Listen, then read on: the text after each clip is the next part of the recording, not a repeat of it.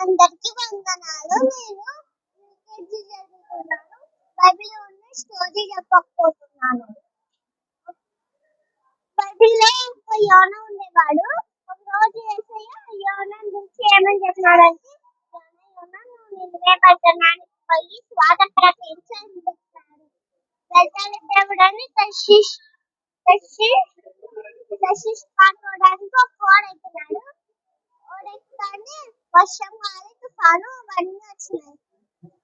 వస్తే ఇప్పుడు ఓడలో ఉన్న వాళ్ళ దేవుడికి ప్రార్థన చేసుకున్నారు.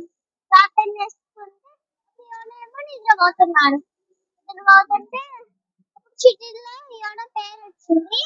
యోన పేరు వచ్చింటే యోనాని సముద్రంలోకి వేసేస్తున్నారు. సముద్రంలోకి వేసేసింటే పెద్ద ఫిష్ వచ్చి మింగేసింది. ఫిష్ కడుపులో 3 days ఉన్నాడు.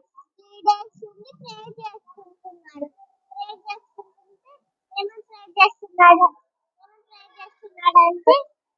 దేవుడా నేను క్షమించు సెకండ్ ఛాన్స్ అని ప్రే చేసుకుంటున్నాడు.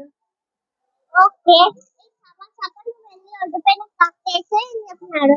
అప్పుడు కక్కేసింది. కక్కేస్తుంటే పట్టణానికి పోయి సువార్త ప్రకటిస్తున్నాడు. ఏమని ప్రకటిస్తున్నాడంటే ఏదన్నా పాపాలు చేసినా వేసే నమ్ముకోండి అని ప్రకటిస్తుంది.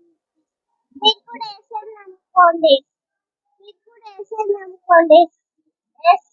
యేసయ్య మన కోసం రక్తం కాచినాడు.